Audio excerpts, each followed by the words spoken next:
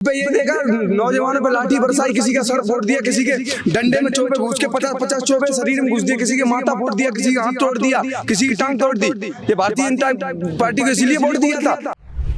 Paper leak क्यों हो रहा है? तुम्हारी 12 साल से केंद्र में सरकार है, क्यों नहीं जवाब दे पा रहे हो?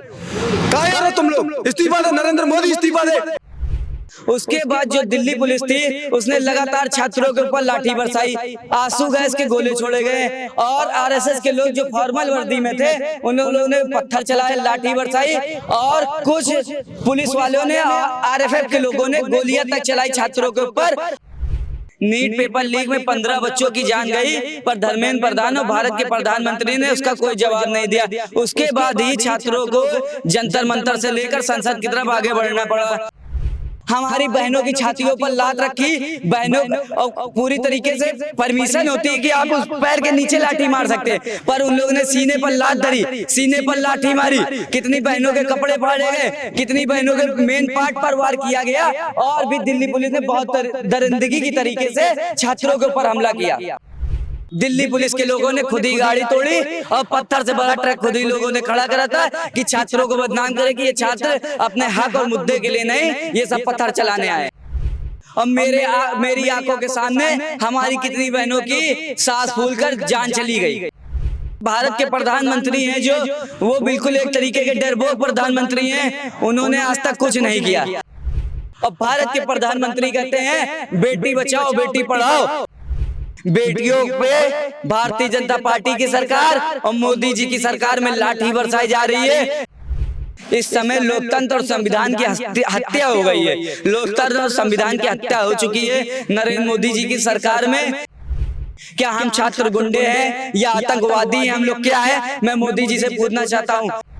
बच्चों का दर्द बच्चे वाले ही जान सकते। मेरे पीछे एक पोस्टर देखिए और इसमें डिंपल यादव को देखिए, इस छात्रा के साथ बैठी हैं, पानी पिला रही हैं। ये वही दृश्य है जब संसद मार्च किया था बच्चों ने, जो सीजेपी के जो कॉकरोच जनता पार्टी है उसका जो प्रोटेस्ट हुआ था दिल्ली में और छात्र प्रदर्शन कर रहे थे, तब छात्रों के साथ डिंपल यादव का जो नजरिया पेश आया, डिंपल यादव ने जिस तरह से छात्रों की सहायता की, उस पूरे दरमियान वहाँ एक और शख्स मौजूद था जिसका नाम है हर्षित, जिनको अखिलेश यादव का सिपाही भी कहा जाता है।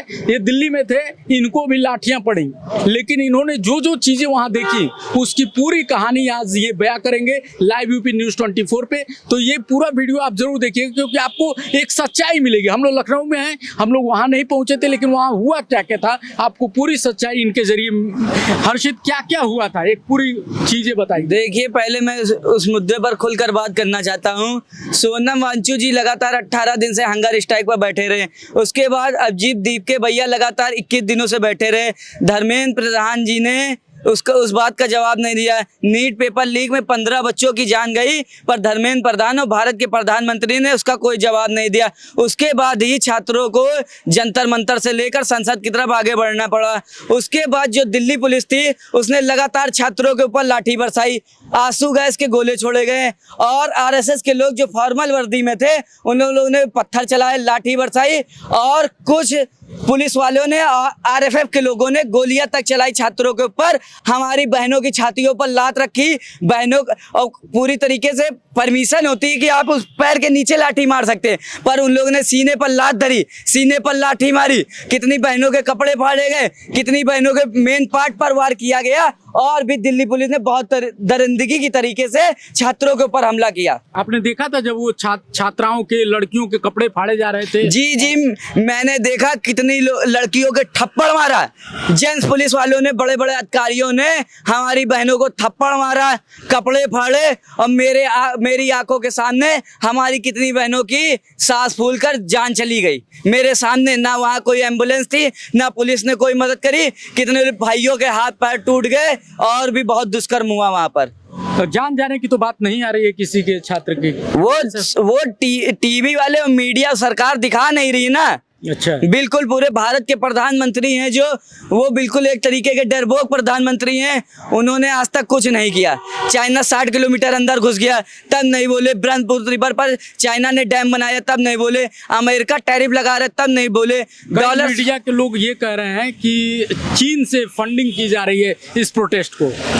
अब वो जो बोल रहे हैं सोनम वांगचुक जी चाइना के एजेंट हैं, तो मैं उन भक्तों से कहना चाहता हूँ पहले आप सोनम वांगचुक जी के बारे में सर्च करके देख लीजिए सोनम वांगचुक जी कौन है। सोनम वांगचुक जी वही है जो पहाड़ों के ऊपर देश की सेना के जवानों के लिए टेंट बनाते हैं, जो लद्दाख में पानी की व्यवस्था करते हैं, और भी बहुत सारे इन्वेंशन उनने किया। उनके पास स्विट्जरलैंड का 5 साल का वीजा है, वो चाहते तो वहां जाकर आराम से अपनी जिंदगी व्यतीत करते, पर वो छात्रों के लिए मर रहे हैं। वो चाइना के एजेंट है। जब आप वहाँ दिल्ली गए थे, वहाँ उस प्रदर्शन में हिस्सा ले रहे थे, उस समय डिम्पल यादव ने जिस तरह की लड़ाई लड़ी, आज पूरा देश डिम्पल यादव की तरफ देख रहा है। देखिए कुल मिलाकर जिसका परिवार होगा वो परिवार का दर्द समझेगा, जिनके बच्चे होंगे वो बच्चों का दर्द समझेंगे।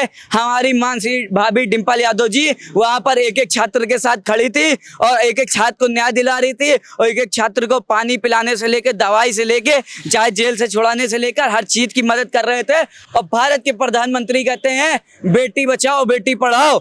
आज बेटी पढ़ रही है तो उनका पेपर लीक हो रहा है, पेपर लीक हो रहा है तो बेटी धरना दे रही है और धरने का जवाब नहीं दे रहे। उसके बाद बेटियों पे भारतीय जनता पार्टी की सरकार और मोदी जी की सरकार में लाठी बरसाई जा रही है, कपड़े फाड़े जा रहे हैं, और 10 से ज्यादा हमारी बहनें शहीद हो गई और 15 बच्चे नीट पेपर लीक में शहीद हुए।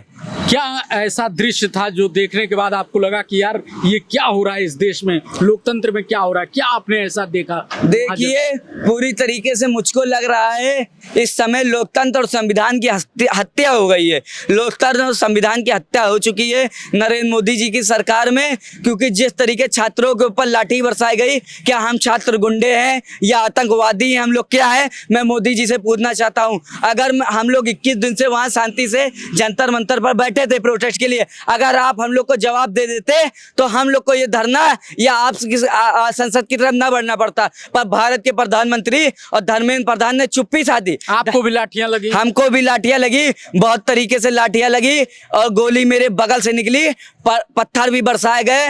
पर यह है कि ऊपर वाले की कृपा से मैं पत्थर को तो वो लोग कह रहे हैं कि छात्रों की तरफ से पत्थरबाजी हुई। छात्रों की तरफ से जब पुलिस ने लाठी बरसाई, अंधाधुंध लाठी बरसाई, आंसू गैस के गोले छोड़े, तो क्या कोई छात्र अपनी सुरक्षा न करे? और उसके बाद आपने वीडियो देखा होगा, दिल्ली पुलिस के लोगों ने खुद ही गाड़ी तोड़ी और पत्थर से बड़ा ट्रक खुद ही लोगों ने खड़ा करा था कि छात्रों को बदनाम करे कि ये छात्र अपने हक और मुद्दे के लिए नहीं, ये सब पत्थर चलाने आए। छात्रों को बदनाम करने? बिल्कुल पूरी तरीके से। और ये आप कैसे कह रहे हैं कि मतलब आरएसएस के लोग थे जो वहां पे पुलिस की भूमिका में? देखिए कुल मिलाकर जितनी पुलिस वाले थे उन पे कोई वर्दी नहीं थी, जितने आरएसएफ के। दिल्ली गए थे क्या? हाँ दिल्ली गया था, दिल्ली से आया हूँ। ये बताइए अगर आरएसएस के गुंडे नहीं है तो नेम प्लेट क्यों उठाया? एक सीआरपीएफ की अधिकारी बोल रही है कि गर्मी लग रही है, नेम प्लेट से ही गर्मी लग रही है, वर्दी उतार देते। सेब बना रखा है, काली पैंट सफेद टी शर्ट लेके डंडा हाथ में पकड़े, पुलिस का अधिकारी हो सकता है ये? और क्या क्या देखे वहाँ? ये सब भारतीय जनता पार्टी के गुंडे थे। और क्या क्या देखे वहाँ पे? यहाँ पे ये देखा नौजवानों पे लाठी बरसाई, किसी का सर फोड़ दिया, किसी के डंडे में चोबे घुस के 50-50 चोबे शरीर में घुस दिए, किसी के माथा फोड़ दिया, किसी का हाथ तोड़ दिया, किसी की टांग तोड़ दी। ये भारतीय जनता पार्टी को इसलिए वोट दिया था कि नौजवानों पर लाठी बरसाना। पेपर लीक क्यों हो रहा है? तुम्हारी 12 साल से केंद्र में सरकार है, क्यों नहीं जवाब दे पा रहे हो? कहाँ यार हो तुम लोग? इस्तीफा दे, नरेंद्र मोदी इस्तीफा दे। शिक्षा मंत्री को नहीं इस्तीफा देना चाहिए, नरेंद्र मोदी को इस्तीफा देना चाहिए। पेपर लीक क्यों हो रहा है? तुमको देश का प्रधानमंत्री इसीलिए बनाया था कि तुम पेपर लीक कराओगे, बच्चों का जवाब नहीं दोगे, पार्लियामेंट में आते नहीं हो। अगर छात्र अगर धरना देते तो बैक गेट से पार्लियामेंट से एग्जिट करके निकल जाते हो। ये कहा यार, तुमको इस्तीफा देना चाहिए नरेंद्र मोदी को। नरेंद्र मोदी को इस्तीफा देना चाहिए पूरी तरीके से। नरेंद्र मोदी और धर्मेंद्र प्रधान को इस्तीफा देना चाहिए। हमको लग रहा है मेरा जो देश का प्रधानमंत्री है बिल्कुल कायर प्रधानमंत्री है। इतने छात्रों की जान जाने के बाद भी मेरा देश का प्रधानमंत्री एक बार भी छात्रों के मुद्दे पर नहीं बोले। क्यों नहीं बोल रहे वो बताइए? ये पूरी तरीके से कायर प्रधानमंत्री है। इसने 15 लाख का वादा किया था, नहीं दिया। किसानों की आय दुगनी करने को कहा था, नहीं हुई। 2 करोड़ नौकरी देने को कहा था, नहीं दिया। काला धन कहा था वापस लेकर आएगा, नहीं ला पाया। स्मार्ट सिटी बनाएंगे, नहीं। माँ गंगा को साफ करेंगे, नहीं। ये कुछ नहीं कर पाए। ये पूरी तरीके से राम मंदिर का चंदा और चोरी कर लिया। अब की बार पत्रकार महोदय ये बयान याद रखना, 2029 में ऐसे ये देश से भागेंगे, दोबारा कभी वापस नहीं आएंगे। 2027 भी तो है पहले। 27 में तो इनका विनाश होना तय है। अच्छा। उत्तर प्रदेश की जनता ने ठाना है, अब की बार माननीय अखिलेश यादव जी को मुख्यमंत्री बनाना है और भ्रष्टाचारी बलात्कारियों को देश से भगाना है। देश से भगाना है पूरी तरीके से। 27 में योगी बाबा की विदाई, 29 में मोदी जी की विदाई होने जा रही है और पूरी तरीके से इस बार भारतीय जनता पार्टी का कोई खेला नहीं चलेगा, खदेड़ा होगा भारतीय जनता पार्टी। खेला नहीं चलेगा, खदेड़ा होगा। और आपने देखा कि जंतर मंतर से लेके दिल्ली मार्च में क्या क्या चीजें हुई, ये पूरा जो अखिलेश के सिपाही कहे जाते हैं हर्षित, वहां से देख के आए और पूरी कहानी आपको बता दिया कि वहां क्या क्या चीजें देखने को मिली हैं। इनका ये भी आरोप है कि आरएसएस के लोग खुद पुलिस वालों में शामिल होकर और वो वहां पे लाठियां बरसा रहे थे और बच्चियों के साथ जो हैवानियत हुई है, इसकी पूरी तस्वीर इन्होंने खींच दी है। आपको इस पूरे प्रोटेस्ट के बारे में क्या कहना है, कमेंट में जरूर बताइए। मिलते हैं अगले वीडियो में। नमस्कार।